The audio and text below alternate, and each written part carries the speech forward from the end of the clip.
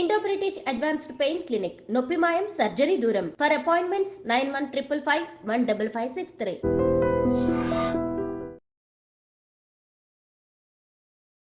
నమస్తే, welcome to iDream inside politics with కవిత.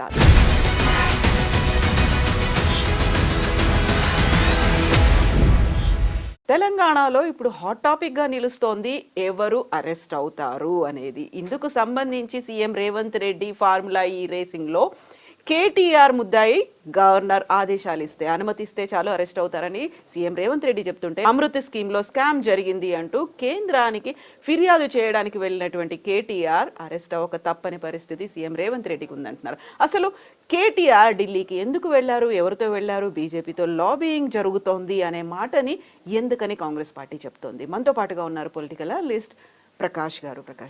నమస్కారం అండి. సో ఇప్పుడు కేటీఆర్ ఢిల్లీకి వెళ్ళారు. అసలు ఎవరిని కలిశారు, ఎందుకు కలిశారు? బీజేపీతో కలిసి వెళ్ళారు, లాబియింగ్ చేసుకుంటున్నారు, అరెస్ట్ అవ్వకుండా గవర్నర్కి చెప్పండి ప్లీజ్ అని అంటున్నారు, అందుకోసమే వెళ్ళారు అనే మాట కాంగ్రెస్ చెప్తోంది. స్వయంగా సీఎం రేవంత్ రెడ్డి అన్నారు ఈ మాట. ఈ మధ్య ఎవరు ఢిల్లీకి వెళ్ళినా పెద్ద వార్త అవుతున్నది.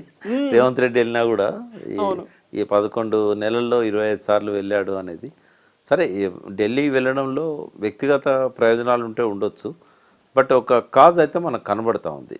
ఆయన ఈ అమృత్ దాని మీద టెండర్స్లలో గోల్మాల్ జరిగింది, అదే కంప్లైంట్ ఇవ్వడానికి వెళ్ళినా అన్నాడు. అక్కడ కంప్లైంట్ ఇచ్చిండు, వచ్చాడు.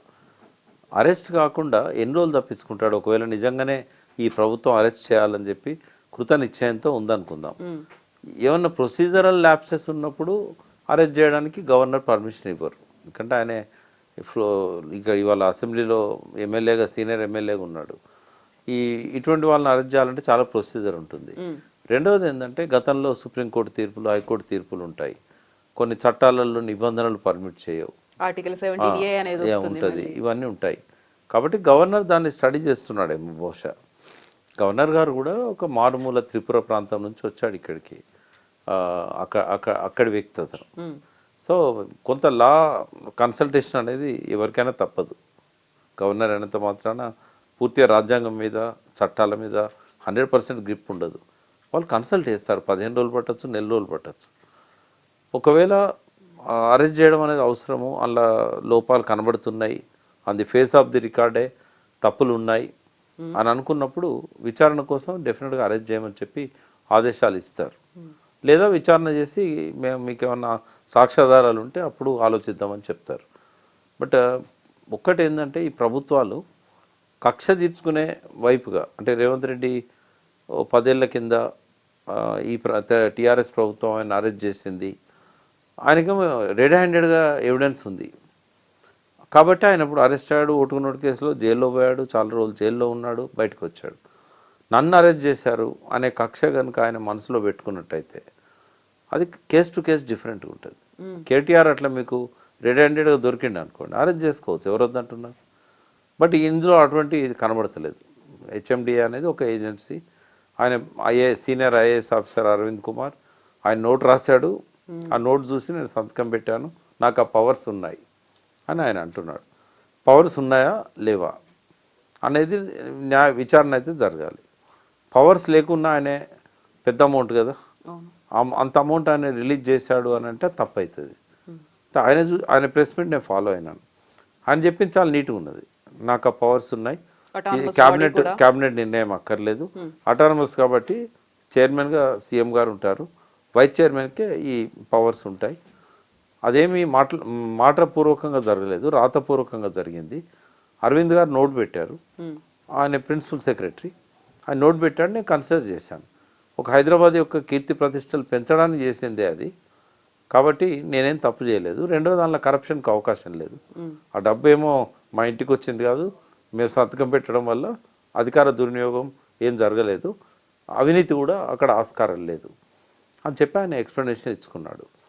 గవర్నర్ గారు దాని మీద ఏదైతే ఇప్పటిదాకా ఉన్న సాక్ష్యాధారాలు ఉన్నాయో, గవర్నమెంట్ ఏదైతే నోటు పెట్టిందో పరిశీలించిన తర్వాత చట్ట ప్రకారం నిబంధనలు కనుక పర్మిట్ చేసినట్టయితే అరెస్ట్ చేయడానికి ఆయన ఆదేశాలు ఇస్తాడు.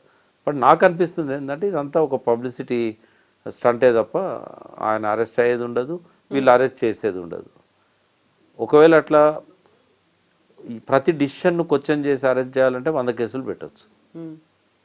కానీ అట్లా ఏ ప్రభుత్వం చేయదు, ఏ ప్రతిపక్ష పార్టీ చేయదు.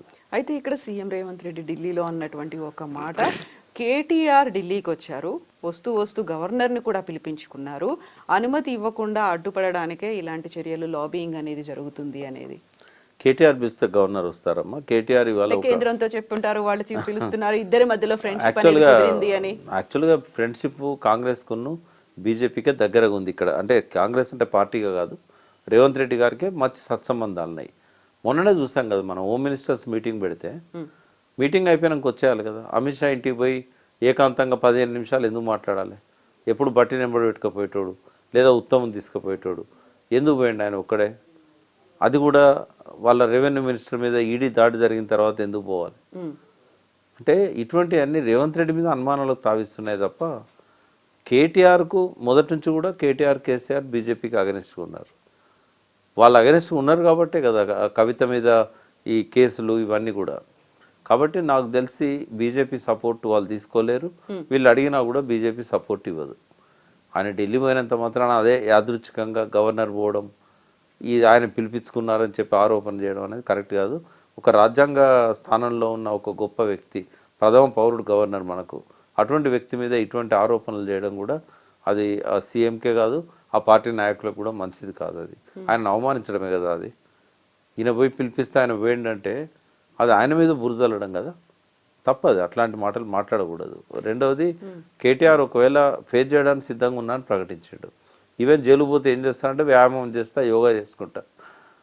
They are well prepared. ఒకట మా రాజకీయంగా ఏదన్నా ఒక పదవిలో ఉన్నాము అని అంటే ఏ రోజైనా చెరసాల తప్పదు అని అనుకోవాల్సిందే. కాబట్టి వాళ్ళు మెంటల్గా ప్రిపేర్ అయి ఉన్నారు, ఏం జరిగినా జరగవచ్చు. కాబట్టి ఇవన్నీ ఏంటంటే పబ్లిక్లో ఒక సెన్సేషన్ క్రియేట్ చేయడానికి పనికొస్తాయి, మీడియా అటెన్షన్ తీసుకోవడానికి పనికొస్తాయి తప్ప నిజంగా నాకు తెలిసి అయితే అరెస్ట్ చేయడం జరగదు, అరెస్ట్ చేయాలనే తలంపు కూడా ఉండదు. కేటీఆర్ కూడా ఒక మాట అన్నారు, అమృత్ స్కీమ్కి సంబంధించి స్కామ్ జరిగింది, జార్ఖండ్లో హేమంత్ సోరెన్ ఎలా అయితే అరెస్ట్ అయ్యారో అలా రేవంత్ రెడ్డి కూడా అరెస్ట్ అవుతారు అనే మాట. అంటే స్కాములు జరుగుతాయి. ఒకటి, స్కాములు జరిగినప్పుడు ఆధారాలు దొరకడం కష్టం. చాలా మెచ్యూర్డ్ ఉంటారు ఈ విషయంలో. ఐఏఎస్ ఆఫీసర్స్ని అడుగుతారు, ఇది చేస్తే మనకేమన్నా ఇబ్బంది అవుతుందా, ఇదేమన్నా ఇల్లీగలా, దీన్ని దొరకకుండా చేయాలంటే కూడా ఏం చేయాలనేది కూడా వాళ్ళే చెప్తారు. లూప్ హోల్స్ కూడా ఉంటాయి. సోరెన్ ఏంటంటే బీజేపీకి అక్కడ హోల్డ్ కావాలి, ఎలక్షన్స్ వచ్చినాయి జార్ఖండ్, దాన్ని దృష్టిలో పెట్టుకొని ఆయన మీద అరెస్ట్ అనేది జరిగింది. స్కామ్ ఉన్నదా లేదా తర్వాత విషయం. అక్కడ బీజేపీని బలోపేతం చేసే క్రమంలో తీసుకున్న డిసిషన్ అది. ఒకవేళ ఇక్కడ స్కామ్ ఉన్నా కూడా ఇమ్మీడియట్గా రేవంత్ రెడ్డికి వచ్చిన ప్రమాదం ఏం లేదు. ఆ స్కామ్ పెట్టి వెంటనే అరెస్ట్ చేయడం కానీ ఇట్లాంటిది కానీ ఏమీ జరగదు. ఎందుకంటే అంత దూరం కాలే వాళ్ళ సంబంధాలు. నేను ఇంకొక కోణం చెప్తాను. ఇవాళ కాంగ్రెస్కు భౌతికంగానే దగ్గరగా ఉన్నాడు రేవంత్ రెడ్డి, మానసికంగా చంద్రబాబు నాయుడు దగ్గరగా ఉన్నాడు. చాలాసార్లు చెప్పాను నేను. ఐజాన్ టుడే కూడా అదే పరిస్థితి. చంద్రబాబు తనకు బాగున్నాడు కాబట్టే బీజేపీ వాళ్ళ ప్రభుత్వం కేంద్రంలో ఉందంటే చంద్రబాబు దయ వల్ల ఉంది. కాబట్టి రేవంత్ రెడ్డికి చంద్రబాబుకు సత్సంబంధాలు ఉన్నంతకాలం చంద్రబాబు రేవంత్ రెడ్డి నిలబెట్టడానికి ప్రయత్నం చేస్తాడు, ఏ స్థాయికైనా వెళ్తాడు. ఆయనకంటే లాయల్ వ్యక్తి తెలంగాణ తెలుగుదేశంలో ఎవరు లేరు ఆయనకి. రేపు ఒకవేళ కాంగ్రెస్లో రేవంత్కు ముప్పు వస్తే ఆ కూటమికి నాయకత్వం వహించబోయే వ్యక్తి రేవంత్ రెడ్డి. రేపు ఏర్పడబోయే తెలుగుదేశం, జనసేన, బీజేపీ కూటమికి నాయకత్వం వహించబోయే వ్యక్తి రేవంత్ రెడ్డి. కాంగ్రెస్ ఎప్పటికీ కూడా ఆయనకు సేఫ్ ప్లేస్ కాదు. చాలా క్లెవర్ పొలిటీషియన్ ఆయన, కీడించి మేలేస్తాడు. కాబట్టి బీజేపీ వాళ్ళ ప్రభుత్వాలను కూలుస్తున్నది అనేది చిన్న పిల్లవాడికి కూడా తెలుసు. కాబట్టి రేవంత్ రెడ్డి తన జాగ్రత్తలు తను ఉన్నాడు. పార్లమెంట్ ఎలక్షన్లప్పుడే మనం మాట్లాడుకున్నాం, కావాలని డమ్మీ క్యాండిడేట్లను పెడుతున్నాడని నేను ఆధారాలతో సహా చెప్పాను. అక్కడి నుంచే ఇంకోటి, మోడీ తనను తను తగ్గించుకోవడంలో కూడా ముఖాముఖి పోటీలు తీసుకురావాలని చెప్పి రేవంత్ రెడ్డికి పరోక్షంగా సహకరించాడు. చంద్రబాబు నాయుడు ప్రతి విషయంలో కూడా ఆ సయోధ్యలో మధ్యలో ఉంటాడు ఆయన. ఇంకా జనంలో ఒక చర్చ ఏం జరుగుతున్నదంటే, ఇన్వెస్ట్మెంట్స్ అన్ని విజయవాడ తరలిపోవడానికి హైడ్రాన్ తీసుకొచ్చాడు అంటే చంద్రబాబుకు రేవంత్ రెడ్డికి ఉన్న ఆ సంబంధాన్ని ప్రతి ఒక్కరు ధృవీకరిస్తున్న ఈ టైంలో బీజేపీ చంద్రబాబును కాదని రేవంత్ రెడ్డి మీద చేస్తుందా? చాలా సేఫ్ ప్లేస్లో ఉన్నాడు రేవంత్ రెడ్డి, సేఫ్ గేమ్ ఆడుతున్నాడు. ఇంకోటి ఏంటంటే మైండ్ గేమ్ ఆడుతున్నాడు ఆయన. దురదృష్టం ఏంటంటే ఆ మైండ్ గేమ్లో టీఆర్ఎస్ అగ్రనాయకులు కూడా పడిపోయారు. ఆ మైండ్ గేమ్ నుంచి బయటపడి వాళ్ళు ఏం చేయాలనో వాళ్ళు డిసైడ్ చేసుకుంటే ప్రజలను ఆ మైండ్ గేమ్లో వీళ్ళు కూడా ఇన్వాల్వ్ చేయకుండా ఉంటారు. మైండ్ గేమ్ నడుస్తున్నది లాస్ట్ 11 నెలల నుంచి. ఆ మైండ్ గేమ్ ప్రభావము బీఆర్ఎస్ అగ్రనాయకుల మీద కూడా ఉన్నది. As early as possible they have to కమ్అట్ from the mind game, Revanth Reddy mind game. ఒకప్పుడు కేసీఆర్ ఎట్లా శాసించాడో అన్ని పార్టీలను తన వాక్చాతుర్యంతో, తన మాటతోని ఇవాళ రేవంత్ రెడ్డి శాసిస్తున్నాడు. ఆయన నోరు జారి మాట్లాడినా, బూతులు తిట్టినా ఏదైనా ఒక వార్త అవుతున్నది, దాని చుట్టే సెన్సేషన్ అవుతున్నది. వాళ్ళ అదృష్టం ఏంటంటే కేసీఆర్ దూరంగా ఉన్నాడు. కేసీఆర్ దూరంగా ఉంటే కూడా మళ్ళీ ఆయనే మాట్లాడతాడు. ఎందుకు రాలేదు దూరం, కాదు నిన్ను మర్చిపోయారు జనం అని అన్నాడు కదా, మరి నువ్వెందుకు జ్ఞాపకం చేస్తున్నావు? నేను రేవంత్ అడుగుతున్నా, మర్చిపోయారు జనం అని నువ్వే అంటున్నావు, మర్చిపోనియా రాదు, నువ్వెందుకు జ్ఞాపకం చేస్తున్నావు మళ్ళా అంటే అది కూడా ఒక మైండ్ గేమే. ఈ ఉచ్చులోంచి బయటపడాలి కేటీఆర్ గారు, కేసీఆర్ గారు. అయితే ఇప్పుడు మరీ సడన్ గా వినిపించింది ఫోన్ ట్యాపింగ్ కేసుకి సంబంధించి. మొన్నటి దాకా పోలీసులు లేకుంటే పోలీసు ఉన్నతాధికారులు వీళ్ళందరిది వస్తే ఇప్పుడు చిరుమర్తి లింగయ్యకు నోటీసులు ఇచ్చారు పోలీసుల ముందు విచారణకు హాజరవ్వమని. దీంతో పాటుగా బీఆర్ఎస్ కిందిన 4 మాజీ ఎమ్మెల్యేలకు కూడా నోటీసులు ఇచ్చారు అని. ఆ దిశగా కూడా నరుక్కుంటూ ఏమన్నా వస్తున్నారా? అంటే దాన్ని లైవ్లో ఉంచడానికి చేస్తున్న ప్రయత్నం ఇది. ఓకే, ఫోన్ ట్యాపింగ్కి ఎమ్మెల్యేలకు ఏం సంబంధం ఉంటుందమ్మా? అంటే ఆయనే వెళ్ళి డైరెక్ట్గా ఈ స్థానికంగా ఉన్నటువంటి నేతల ఫోన్లు ట్యాప్ చేయమని ప్రభాకర్ రావు గారి దగ్గరికి వెళ్ళారు అనేది చేస్తారా వాళ్ళు? ఇప్పుడు ప్రభాకర్ రావు గారి స్టేచర్ ముందట ఒక ఎమ్మెల్యే చాలా చిన్నది. ఆయన సీఎంకు జవాబుదారీగా ఉంటాడు, హోమ్ మినిస్టర్కి జవాబుదారీగా ఉంటాడు, డీజీపీకి జవాబుదారీగా ఉంటాడు, హోమ్ సెక్రటరీకి జవాబుదారీగా ఉంటాడు. ఎమ్మెల్యేలు పోయి రిక్వెస్ట్ చేస్తే ఫోన్ ట్యాపింగ్ చేస్తాడా ఆయన?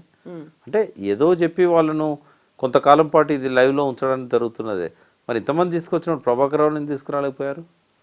ఇంటర్పోల్ పోయి ఆయన తీసుకురావచ్చు కదా. ఈ 5 ఏళ్ళు ఇట్లా కాలం గడుపుతారు, తర్వాత ఆ కేసు అంతే అవుతుంది. ఏముంటుంది, ఆయన వచ్చేదాకానైతే ఆ కేసు ముందు పోదు కదా, అప్పటిదాకా లైవ్లో పెట్టాలి కదా. ఇది మైండ్ గేమ్లో ఇది కూడా ఒక పార్ట్. ఇప్పుడు బాంబులు అన్నారు, బాంబులు అనగానే మనకు కాళేశ్వరం గుర్తొచ్చింది, విద్యుత్ కొనుగోళ్లు అనేవి గుర్తొచ్చాయి, ధరణి గుర్తొచ్చింది, ఫోన్ ట్యాపింగ్ గుర్తొచ్చింది, ఆ తర్వాత వచ్చినటువంటి ఫార్ములా ఈ రేసింగ్ అనేది గుర్తొచ్చింది. ఇవన్నీ కూడా ఇలా లైవ్లో ఉంటాయి తప్ప దీనికి సంబంధించి చర్యలు, బాంబులు, కేసులు, అరెస్టులు ఏమీ ఉండవా? ఒకవేళ సీరియస్గా రేవంత్ రెడ్డి అరెస్ట్ చేయాలని అనుకుంటే డెఫినెట్గా ఆయన ప్రయత్నాలు మొదలు పెడతాడు, గవర్నర్తో కూడా పర్మిషన్ తీసుకుంటాడు, అరెస్ట్ చేస్తాడు. ఆయన ఎవరు ఆపలేరు. చిన్న గడ్డి కేసులో లాలూ ప్రసాద్ని 8 సంవత్సరాలు జైల్లో పెట్టారు. బట్ ఆ కక్షపూరిత రాజకీయాలు అయితే తెలంగాణలో లేవు. దానికి రేవంత్ రెడ్డి కూడా ఆ కక్ష రాజకీయాలను చేస్తాడని, ఎందుకంటే ఆయన ఒక అరుదైన అవకాశం ఆయనకు వచ్చింది. వచ్చినప్పుడు అది సీటు కాపాడుకోవడానికి చాలా మెచ్యూర్డ్గా ఆలోచిస్తాడే తప్ప ఈ చిల్లర రాజకీయాలు చేస్తాడని నేను అనుకోవట్లేదు. ఆధారాలు ఉన్నా అరెస్ట్ చేస్తాడని అయితే నేను అనుకోవట్లేదు. ఒకవేళ అట్లా అరెస్ట్ చేయదలుచుకుంటే పార్లమెంట్ ఎలక్షన్ల ముందు చేసేవాడు. ఇంకా స్వీపింగ్ ఆయనకు 8 సీట్ల బదులు 14 వచ్చేటి. అయితే ఇప్పుడు మనకి ఎన్నికలు అనేవి ఇంకా 4 ఏళ్ళు ఉన్నాయి కాబట్టి ఒకవేళ జమిలియా వస్తే తెలియదు, కానీ అప్పటిదాకా వేచి చూసి కరెక్ట్గా ఎలక్షన్స్ ముందైనా ఏమైనా ప్లాన్ ఉంటుందా? ఇవన్నీ ఒకటి ఏంటంటే తన వైఫల్యాలను ప్రజల దృష్టి నుంచి పక్కదారి పట్టి డైవర్షన్ పాలిటిక్స్ అనేది మనకు రెగ్యులర్గా వినబడుతున్న మాట. హరీష్ రావు గారు అయితే రోజు మాట్లాడతాడు. అంటే ఈ డైవర్షన్ పాలిటిక్స్లో ఇవన్నీ భాగం. ఇప్పుడిప్పుడే ఎలక్షన్స్ ఏం రావు కాబట్టి ఇప్పుడు అరెస్ట్ చేసేది ఉండదు, ఇవన్నీ ఏముండదు. కానీ అమ్మ పులి అన్నట్టుగా ఒక భయము, ఒక బుసకొట్టుడు కరవది, బుస కొడుతుంది. ఇట్లాంటిదంతా మైండ్ గేమ్లో భాగం అవుతుంది. ఈ డైవర్షన్ పాలిటిక్స్ అనేది మైండ్ గేమ్. ఇది జరుగుతున్నది. ఏ బాంబుల గురించి మంత్రి మాట్లాడినా లేకుంటే ఎక్కడ ఎవరి మీద ఆరోపణలు చేసినా దాని వెనకాల ఉన్నది మైండ్ గేమే తప్ప రియల్ గేమ్ కాదు. ప్రకాష్ గారు, థ్యాంక్ యూ సో మచ్ అండి. Thank you.